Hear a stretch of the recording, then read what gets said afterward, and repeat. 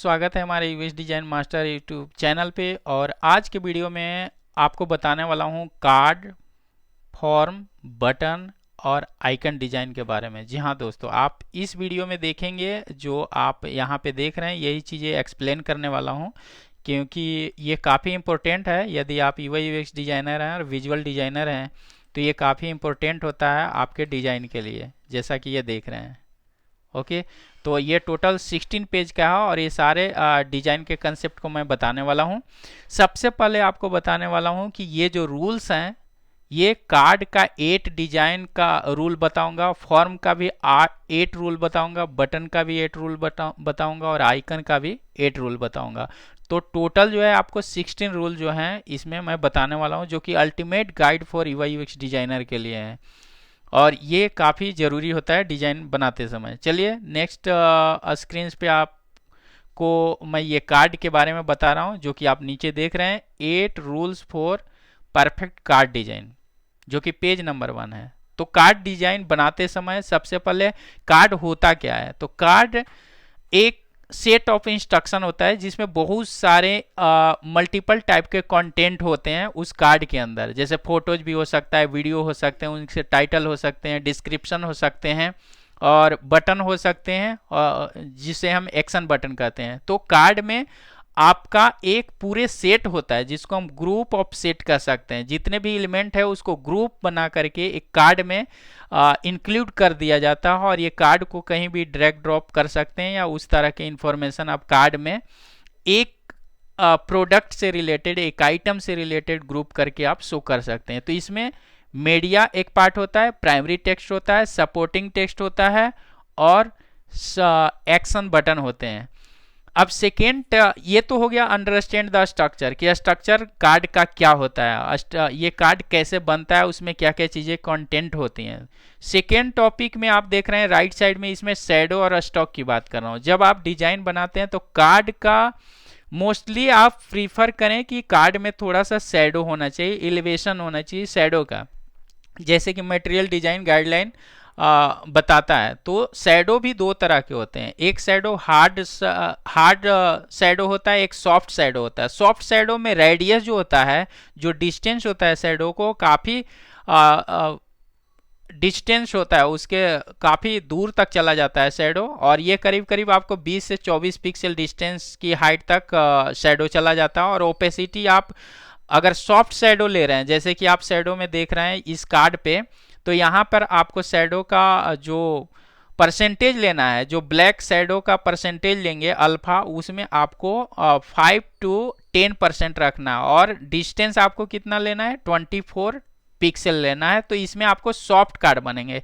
लेकिन अगर वही 1 या 2 डीपी का एलिवेशन लेते हैं और उसका डिस्टेंस कम हो तो वो आउटलाइन या स्टॉक जैसा दिखता है, जो कि आप मटेरियल डिजाइन में देखते हैं। तो मटेरियल डिजाइन खास करके हार्ड शैडो यूज करता है, लेकिन आजकल जो ट्रेंड डिजाइन है उसमें सॉफ्ट शैडो यूज हो रहा है, जो कि काफ़ी स्मूथ दिखता है कार्ड डिजाइन, जैसा कि आप ये फर्स्ट वाला शैडो वाला पार्ट देख रहे हैं। स्टॉक बहुत कम होता है कार्ड में यूज, इसका उतना लुक बेटर नहीं होता है।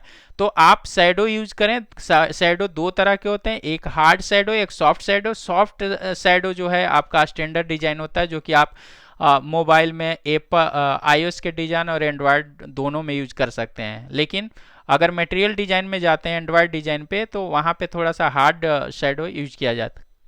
तो ये शैडो और स्टॉक आपके कार्ड को थोड़ा प्रोमिनेंट बनाता है और एक लेयर डिफ्रेंशिएट करके आपको दिखाता है कि ये कार्ड है, और आप यूजर का इंटरेक्शन काफ़ी बेटर होता है अगर आप कार्ड लुक में डिजाइन क्रिएट करते हैं। अगर इसी को आप लिस्ट डिजाइन में करेंगे तो ये उतना बेटर नहीं होता है, विजिबिलिटी थोड़ा सा वहाँ का पे गायब हो जाता है। तो आप कार्ड कहाँ पे यूज करेंगे, जहाँ पे आप कोई एक इंफॉर्मेशन में फोटोज हो, वीडियोज हो, उसके बाद टाइटल हो, डिस्क्रिप्शन हो और मल्टीपल एक्शंस हो। ओके, अब सेकेंड पॉइंट में बात करता हूँ बैकग्राउंड की। तो बैकग्राउंड जब आप कार्ड का डिजाइन में अगर कोई स्ट्रक्चर तैयार करते हैं, तो स्ट्रक्चर तैयार करते समय आपको ज़्यादा डार्क भी बैकग्राउंड नहीं रखना है, जैसा कि आप लेफ्ट साइड में देख रहे हैं। राइट साइड वाला जो एक मिनिमल, जिसे कहा जाता है कि एक थोड़ा सा लाइटनेस वाला बैकग्राउंड होता है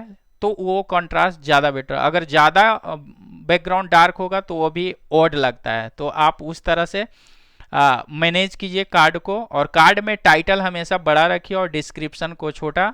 दूसरी बात, कार्ड में जो प्राइमरी एक्शन है उसको आपको हाईलाइट रखना है और सेकेंडरी एक्शन को थोड़ा सा कम इम्फेसिस आपको लो रखना है। तो ये हो गया बैकग्राउंड में। तो बैकग्राउंड में आपको कार्ड में the good thing about cards is that you can play around the background as long as you don't create a lot of contrast. Okay, अब राइट साइड में टेक्स्ट साइज एंड वेट की बात करता हूं। तो जब भी आप कार्ड पॉपअप वगैरह जो आप देखते हैं मोबाइल में या आप एंड्रॉयड फ़ोन में, तो वहाँ पर भी आपको एक टाइटल हाईलाइटेड होता है और उसके बाद डिस्क्रिप्शन होता है और एक बटन मोर प्रोमिनेंट, उस पर मोर इम्फेसिस होता है। मतलब जो यूजर को हमें टास्क कराना है उसको हाईलाइट रखते हैं उस बटन को, और जो सेकेंडरी जो बटन होता है प्राइमरी के अलावे उसको हम कम इम्फेसिस उस पर देते हैं, मतलब उसको हम हाईलाइट कम करते हैं। तो ये है user read more when the font is smaller and scan more when the font is larger. Wrong font weight use incorrectly can impact usability and aesthetics. Okay, अब नेक्स्ट पॉइंट थर्ड है। Third में आपका contrast की बात कर रहा हूं कि कार्ड अब जब आप क्रिएट कर रहे हैं तो आप लेफ्ट साइड वाला जो रेड कलर का आप देख रहे हैं डोंट डू, इस तरह से आपको कार्ड नहीं बनाना है क्योंकि ये डिसेबल जैसा दिख रहा है। तो आप कार्ड जब बनाएं तो टाइटल को हाईलाइट रखें, डिस्क्रिप्शन आप छोटा रखें, उसका फॉन्ट साइज स्मॉल होना चाहिए और उसमें से दो बटन में से जो मेन प्रोमिनेंट बटन है उसको आपको हाईलाइट करना है। अब है बटन्स का पोजीशन कहाँ पे होना चाहिए। तो अगर आपका कार्ड हॉरिजेंटल में है तो आपको बटन को राइट साइड में एडजस्ट करना है।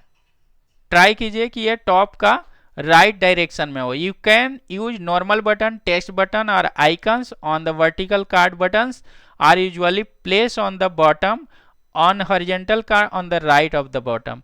अगर आपका वर्टिकल कार्ड है, जैसे कि ये देख रहे हैं लोगो डी बेरीज, तो यहाँ पे ये देख रहे हैं कि जो ये कार्ड है ये वर्टिकल है, तो वर्टिकल में आपको यूज करना है सेंटर में बटन को।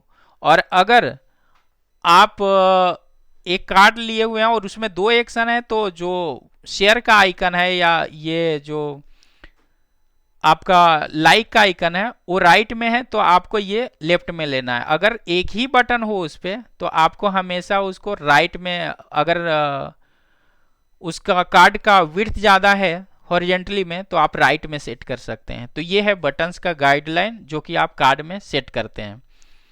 अब उसके बाद कार्ड डिजाइन में और भी क्या इंपॉर्टेंट चीज़ है, तो स्पेसिंग और पैडिंग। स्पेसिंग और पैडिंग में आपको ये देखना है कि दो कार्ड या तीन कार्ड के बीच में थोड़ा डिस्टेंस आपको 16 पिक्सल का अप्रॉक्स होना चाहिए।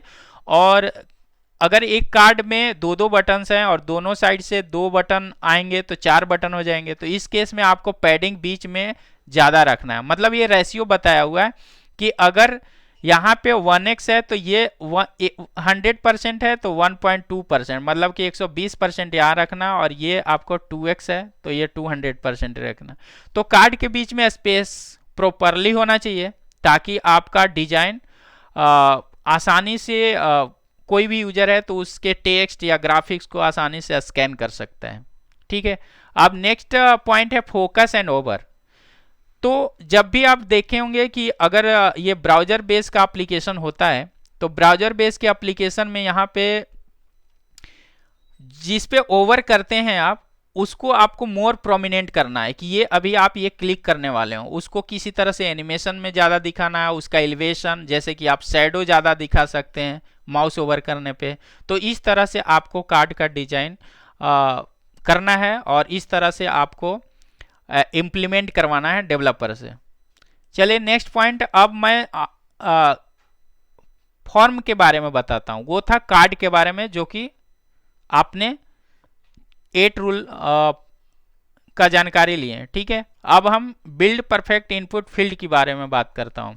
अगर कोई भी एप्लीकेशन बना रहे हैं तो ये फील्ड जो होता है टेक्स्ट फील्ड बहुत ही मैंडेटरी होता है, चाहे आप साइन इन करते हैं या साइन अप करते हैं या कोई फॉर्म का एंट्री लेते हैं, जैसे फाइनेंशियल टाइप का जो इन्फॉर्मेशन होता है या टैक्स वगैरह फिल करते हैं, तो काफ़ी सारे फॉर्म होते हैं।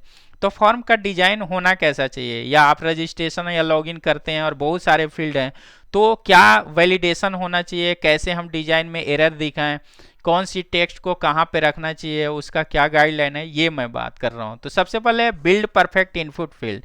इनपुट फील्ड अगर यूआई डिजाइन मोबाइल या वेब में दिखा रहे हैं तो आपको ये ध्यान देना है कि place field name on top.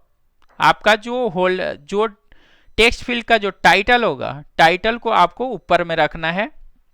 उसके बाद है नेवर यूज अपर केस। आप टाइटल को अपर केस में मत रखें, क्योंकि अगर अपर केस में आप यूज करते हैं तो स्कैनिंग पावर मतलब पर सेकेंड या पर मिनट जो पढ़ने का स्पीड होता है वो रिड्यूज हो जाता है। तो आप यहाँ पर स्मॉल के टाइटल केस ही यूज करें, फर्स्ट लेटर लास्ट लेटर को कैप्स करें। उसके बाद है यूज प्लेस होल्डर। अगर यूजर अगर ट्रेंड नहीं है तो उनके लिए कि एग्जाम्पल टेक्स्ट डाल दीजिए कि ईमेल में इस तरह का इंफॉर्मेशन आपको डालना है।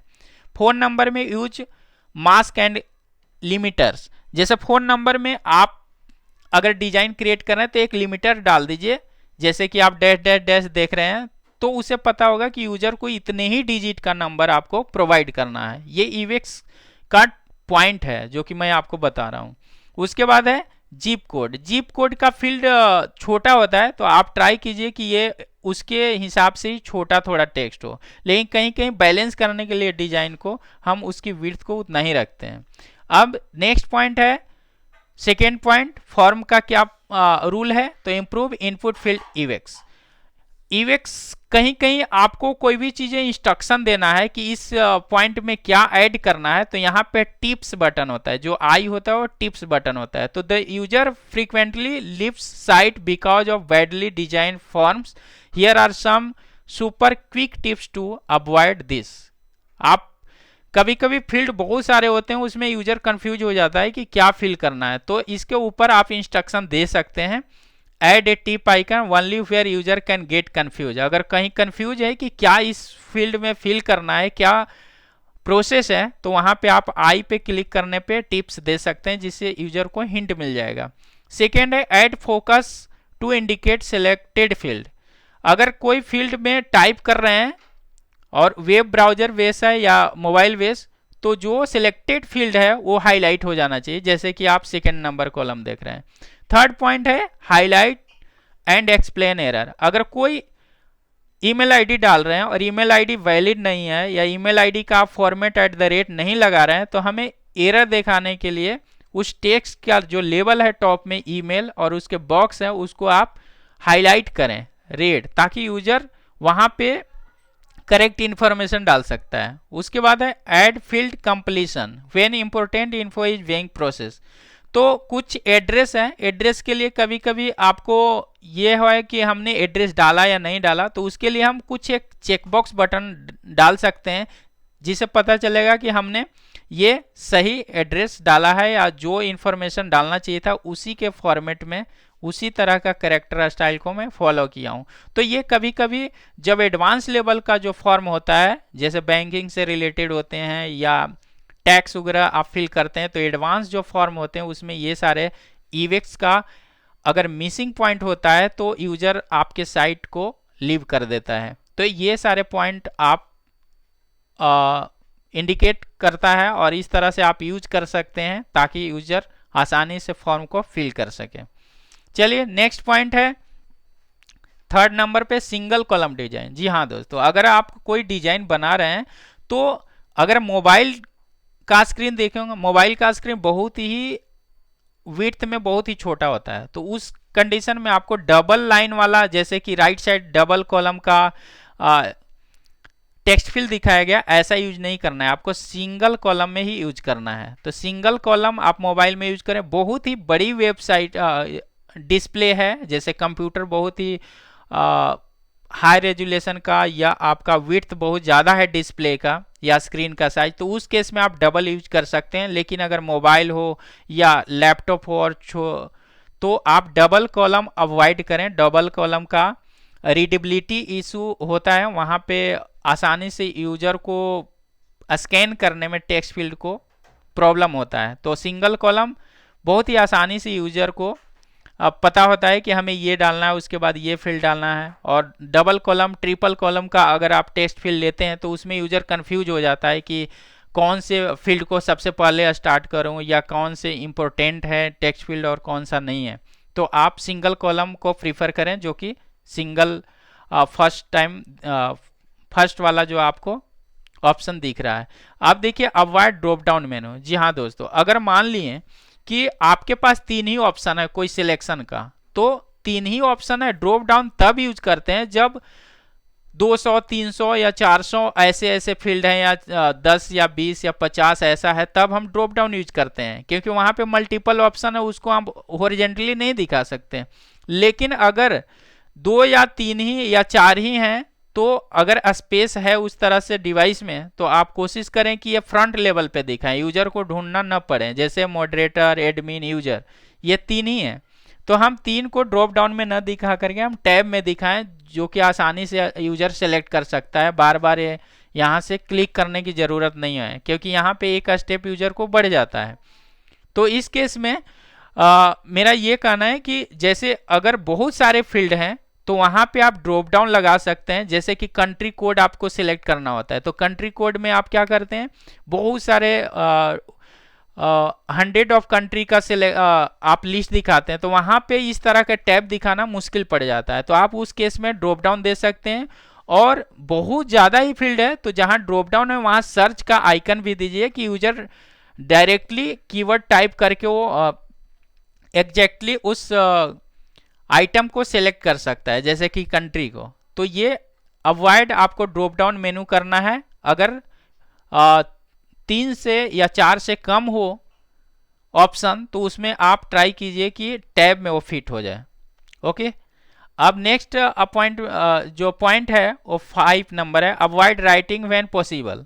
जी हाँ दोस्तों, अगर आप देखे होंगे कि अगर शॉपिंग वगैरह करने जाते हैं तो जो फिल्टर करते हैं रेंज, जैसे कि आप कोई प्राइस वहाँ पे फिक्स करते हैं कि इस प्राइस में हमें लेना है, तो उससे बेटर है कि आप स्लाइडर यूज करें। स्लाइडर काफ़ी फ्रीक्वेंटली आप उसको हैंडल कर सकते हैं। या आप लोन लेने जाते हैं तो यहाँ पे आप देख सकते हैं कि लोन लेने में हमें कितना से कितना बजट में कितने दिनों का लेना है, तो वहाँ पे भी आप स्लाइड यूज कर सकते हैं। लेकिन इनपुट फील्ड यहाँ पे टाइम टेकन है, थोड़ा टाइम लेता है यूजर को, तो हमें वो फीचर चाहिए जो आसानी से यूजर ड्रैग ड्रॉप भी कर सके और आसानी से जो रेंज उसे चाहिए वहाँ पे इंड और स्टार्ट पॉइंट कर सकता है। तो ये आपको प्राइस रेंज अगर या डिस्टेंस लेवल का कुछ सिलेक्शन इस तरह का लेना है जिसमें आप फिल्ट्रेशन कर रहे हैं, तो आप ये स्लाइडर ऑप्शन ही यूज करें डिजाइन में।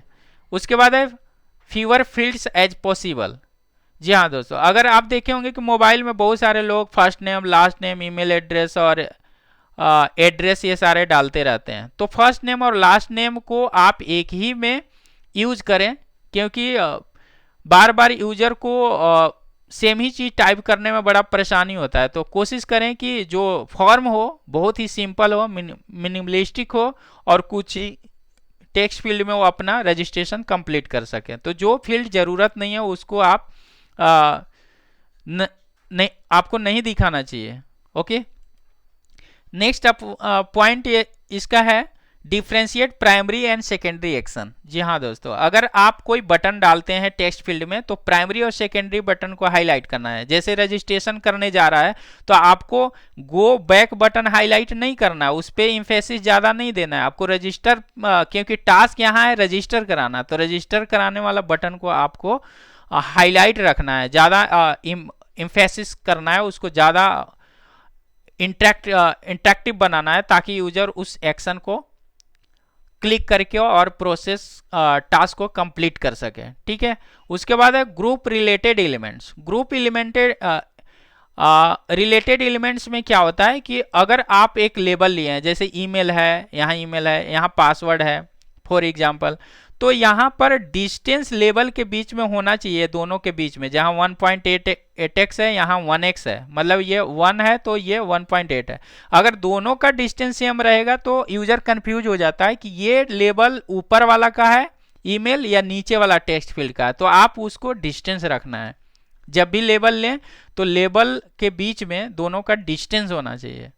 तो ग्रुप लेवल with their input to user don't get confuse. Okay, दूसरी बात है कि अगर आप बहुत सारे फील्ड है और उसका अलग पार्ट है तो ट्राई कीजिए कि अलग अलग टेक्स्ट फील्ड को अलग अलग सेक्शन में कैटेगराइज कर देना चाहिए। जैसे कि ये पर्सनल डिटेल है तो फुल नेम ईमेल अलग होगा और पेमेंट डिटेल का कोई रिलेशन फर्स्ट और ईमेल आईडी से नहीं होता। तो ये आप ग्रुप में अलग डिफ्रेंशिएट करके रखें ताकि यूजर कंफ्यूज ना हो कि ये इंफॉर्मेशन क्या पर्सनल डिटेल्स है, क्योंकि पर्सनल डिटेल में कार्ड नंबर नहीं आता, कार्ड नंबर एक अदर एक्शन है। तो यहाँ पे आप सेपरेटली रख सकते हैं ग्रुप में क्रिएट करके।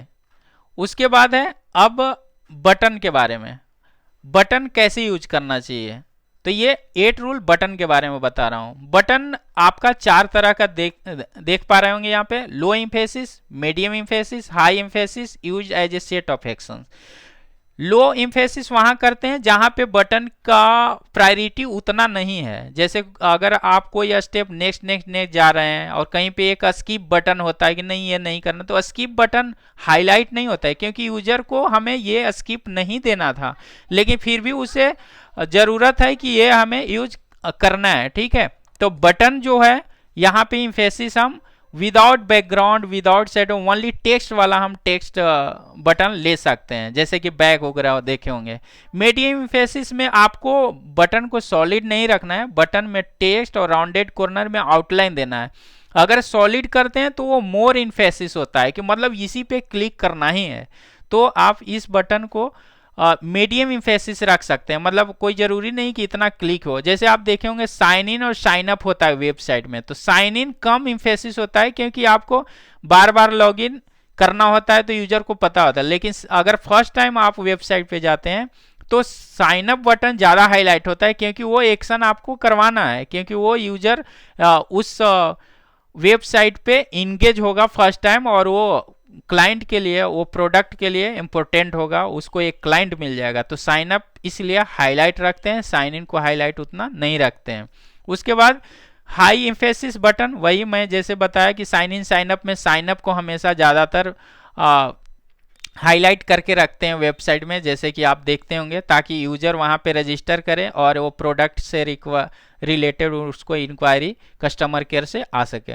उसके बाद कुछ बटन ऐसे होते हैं जो कंबाइंड होते हैं, जैसे कि ऑन और ऑफ।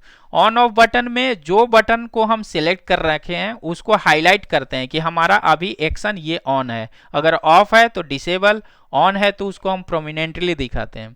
उसके बाद है बटन का एनाटॉमी। अब बटन में क्या क्या चीजें होती हैं। बटन 2 तरह के होते हैं, एक होते हैं केवल टेक्स्ट ही है, एक होता है टेक्स्ट के साथ कोई आइकन या एरो वगैरह लगा होता है।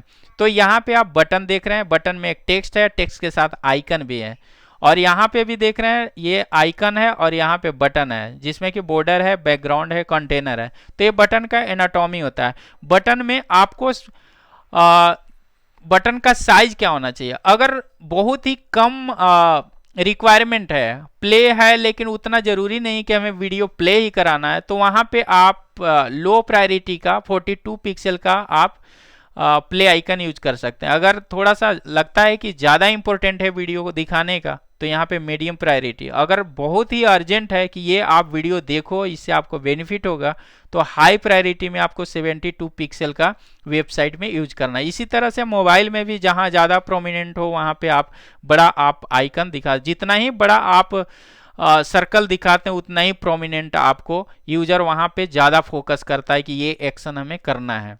तो ये आप जैसे देख रहे हैं लो प्रायोरिटी में टैपेबल है, यहाँ से ये ए बटन है, ये थोड़ा हाईलाइटेड है।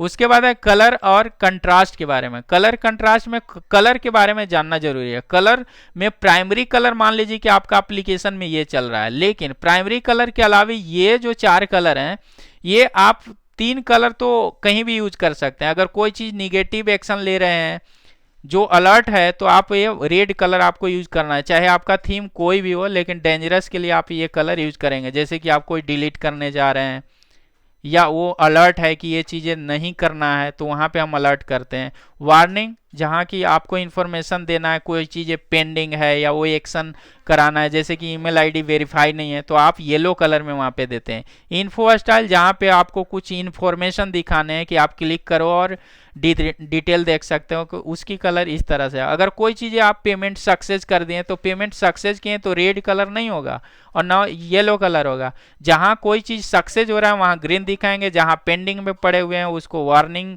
टाइप का है तो ये ऑरेंज कलर दिखाएंगे, और जहाँ पे कोई अलर्ट है, जहाँ निगेटिविटी है, वहाँ पे हम रेड कलर में दिखाएंगे, जैसे कोई चीज़ें डिलीट नहीं करना है। तो उस तरह से प्राइमरी एक्शन है। तो कलर का ये कंट्रास्ट जानना भी आपको काफ़ी ज़रूरी होता है। तो प्राइमरी कलर के अलावे आप 4 कलर कहीं भी किसी भी वेबसाइट में यूज कर सकते हैं, लेकिन उस तरह का एक्शन होना चाहिए। उसके बाद है विड्थ एंड पैडिंग। विड्थ और पैडिंग में ये देना है कि बटन जब भी आप बनाते हैं तो उसमें आपको लेफ्ट और राइट पैडिंग पे काफ़ी ध्यान देना होता है, अदरवाइज ये लगेगा कि आपको अनबैलेंस बटन है।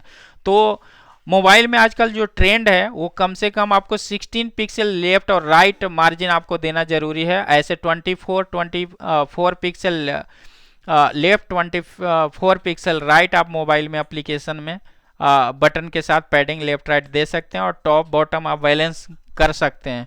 उसके बाद प्राइमरी स्टाइल वेब में आप पैडिंग 8 पिक्सल अगर देते हैं तो कोई दिक्कत नहीं है, और बटन का हाइट आप कोशिश करें कि यहाँ पर 42 पिक्सल मतलब 8 के मल्टीप्लाई फैक्टर में हो। उसी तरह से बटन स्पेसिंग में लो प्रायोरिटी, मीडियम प्रायोरिटी और हाई प्रायोरिटी है। उसके बाद यहाँ बटन का स्टेट में आप देख सकते हैं कुछ बटन वेबसाइट में डिसेबल होते हैं जिससे आप क्लिक नहीं कर सकते हैं। किसी पे आप देखते हैं प्राइमरी बटन है, किसी ओवर पे जाने पे उसका कलर चेंज होता है, क्लिक करते समय उसका कुछ रिपल इफेक्ट आता है जो कि मटेरियल डिजाइन एंड्रॉयड में होता है। उसके बाद फोकस आप देख सकते हैं। और प्लेसमेंट और ऑर्डर की बात करें तो जैसे ये देख रहे हैं, यहाँ टेक्स्ट है, यहाँ बड़ा बटन है, फिर छोटा है, फिर डाउनलोड का बटन है। तो यहाँ पे लो से हाई प्रायोरिटी की ओर यहाँ पे दिखाया गया कि फर्स्ट प्रायोरिटी यहाँ पे इस स्क्रीन में क्या है, तो यहाँ पे फर्स्ट प्ले का है, सेकेंड फॉरवर्ड करने का, थर्ड में डाउनलोड करने का ऑप्शन है। तो यहाँ हायरार्की के माध्यम से कौन सी स्क्रीन पे किस बटन का कितना इम्पोर्टेंट है, जिसका ज़्यादा इंपॉर्टेंट होता है उसको हम हाईलाइट करके उसको चाहे कलर से हाईलाइट करते हैं या उसे बड़ा दिखाते हैं, मतलब मोर इम्फेसिस करते हैं जिसे यूजर उस पर इंटरेक्ट करके प्रेस करें। ओके, अब नेक्स्ट है आइकनोग्राफी में। तो आइकनोग्राफी में अगर कोई डिजाइन बना रहे हैं तो सबसे पहले आपको आइकनोग्राफी सिलेक्ट करना है कि हमारा प्रोडक्ट जो बनेगा उसमें किस तरह के आइकन होंगे, सॉलिड आइकन, आउटलाइन आइकन, या क्या उसका कर्व होगा, थिकनेस क्या होगा, क्या वो आइकन राउंडेड होंगे या नहीं होंगे। तो ये सारे चीज़ें आपको ध्यान देना होता है। तो get inspired, collect idea, discover new trend, motivate yourself, discover a style that might fit you.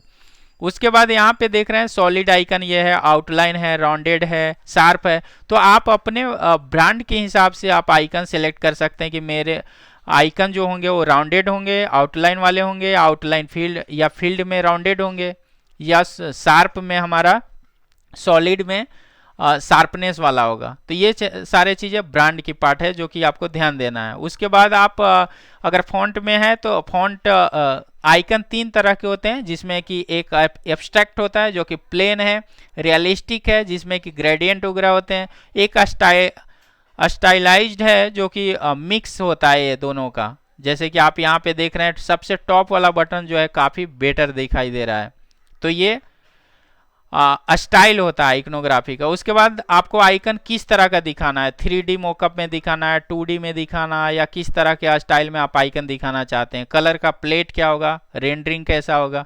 तो ये आइकनोग्राफी में भी आपको ध्यान देना है। उसके बाद आइकन क्रिएट करते समय आपको आइकन का रेडियस कितना होगा, उसके लेफ्ट राइट मार्जिन कितना होगा, सेफ एरिया कितना होगा, मतलब कि जो आइकन का मेन एरिया है उसके बाहर कितना स्पेस एक्स्ट्रा होना चाहिए, जो ट्रिम एरिया एक तरह से कह सकते हैं, उसका कॉर्नर कितना होना चाहिए राउंडेड, और लाइन का जो आइकन्स है उसका थिकनेस क्या होना चाहिए, और उनके पैडिंग वगैरह कितना होना चाहिए। ये सारे चीज़ें आपको ध्यान देने हैं। उसके बाद आइकन्स कभी भी अगर बनाते हैं तो कम से कम आप 2 पिक्सल थिकनेस का रखें। 1.7 पिक्सल आपको कभी नहीं करना है। पॉइंट में कभी भी आपको आइकनोग्राफी नहीं लेना है, क्योंकि वो पिक्सलेटेड हो जाता है। जब भी लीजिए तो आप 1 पिक्सल 2 पिक्सल, लेकिन स्टैंडर्ड आपका 2 पिक्सल होता है, क्योंकि मटेरियल डिजाइन 2 पिक्सल बताता है कि आपको लेना चाहिए, जो कि काफ़ी शार्प दिखता है डिजाइन। जैसे कि आप देख रहे हैं ये लेफ्ट साइड में ये जो डिजाइन है होम का फर्स्ट आइकन ये है। अब आइकनोग्राफी बनाते समय आपको ये ध्यान देना है कि आइकन जब छोटा होगा, बड़ा में तो कोई ज़्यादा डिटेल डालते हैं तो आपको दिख जाता है, लेकिन अगर मोबाइल में वही आइकन छोटा दिखाना होता है तो आप क्लियर नहीं दिख पाता है। जैसे कि टॉप वाला देखिए, टॉप अगर बड़ा है छोटा है, मोबाइल में भी बहुत छोटा यूज करेंगे फिर भी क्लियर दिखेगा, लेकिन ये जो सेकेंड वाला जो रो है उसमें आप देख रहे हैं बहुत सारे डिटेलिंग है। जहां पे आइकन में डिटेलिंग की जरूरत नहीं है वहां नहीं डालना चाहिए। जितना सिंपल 2 या 3 शेप लेकर के अगर उसका सेंस आ जाता है इकोनोग्राफी का, तो वो आप यूज करें, वो बहुत ही शार्प होगा और वो स्टैंडर्ड साइज और प्रोफेशनल दिखता है। तो आप ट्राई कीजिए कि कोई भी आइकन में डिटेलिंग ना हो, उसका सेंस एग्जैक्ट आए लेकिन डिटेलिंग नहीं होना चाहिए। कम से कम डिटेलिंग वाला काफ़ी शार्प होता है। ओके, उसके बाद आइकनोग्राफी पे आप ध्यान देना होगा कि टेस्ट ऑन रियल प्रोडक्ट इंटरफेसेज। आप टॉप और लेफ्ट में देख सकते हैं कि ये हैंड का जो आइकन है ये बहुत ही थिकनेस है, यहाँ पे क्लियर नहीं दिख रहा है, जबकि बॉटम वाला में देख सकते हैं कि शार्प है ये। ओके, उसी तरह से यहाँ पे अगर optimise for a small size, कोई आइकन देख रहे हैं कि यहाँ पे 4 आइकन है लेकिन इतना डिटेलिंग दिख, फर्स्ट वाला आइकन में काफ़ी डिटेलिंग है, सेकेंड वाला में आप देख रहे हैं कि उससे थोड़ा कम है, लास्ट वाला में देख रहे हैं कि लास्ट 2 जो है वो बेटर है। तो फर्स्ट 2 वाला जो है डिटेलिंग आपका डिजाइन में नहीं चल पाता है इस तरह के, क्योंकि आप जब छोटा करेंगे तो सारे आउटलाइन एक दूसरे से मैच हो जाएगा। तो आप आइकनोग्राफी जब बनाते हैं तो उसको आप ध्यान दें कि ये डिटेलिंग कम हो उसमें और नीट एंड क्लीन मिनिमलिस्टिक हो। ओके, तो दोस्तों उम्मीद करता हूं कि ये वीडियो आपको काफ़ी पसंद आया होगा, और ये वीडियो अच्छा लगा है तो प्लीज़ आप लाइक करें और शेयर भी कर सकते हैं। आप लोग अच्छे कर रहे हैं, मैंने प्रीवियस वीडियो का भी देखा था, काफ़ी लाइक मिले थे, क्योंकि आप लोगों को ये वीडियो से काफ़ी हेल्प मिलता है हमेशा, और ये वीडियो तो काफ़ी हेल्पफुल है सारे UX designer, expert designer, graphic designer, UI designer के लिए। और अगर आप फर्स्ट टाइम ये वीडियो को देख रहे हैं तो प्लीज़ दोस्तों आप चैनल को सब्सक्राइब करके बेल आइकन श्योर ऑन कर लीजिएगा, क्योंकि ये बेल आइकन ऑन नहीं करेंगे तो आपको नेक्स्ट वीडियो का अपडेट नहीं मिलेगा। तो दोस्तों बहुत बहुत धन्यवाद। लेकिन और भी वीडियो देखना होगा तो आप प्लेलिस्ट में जा कर के भी हमारे सारे वीडियो को यूआई यूएक्स से रिलेटेड जितने भी वीडियो हैं आप जा कर के देख सकते हैं। तो दोस्तों बहुत बहुत धन्यवाद।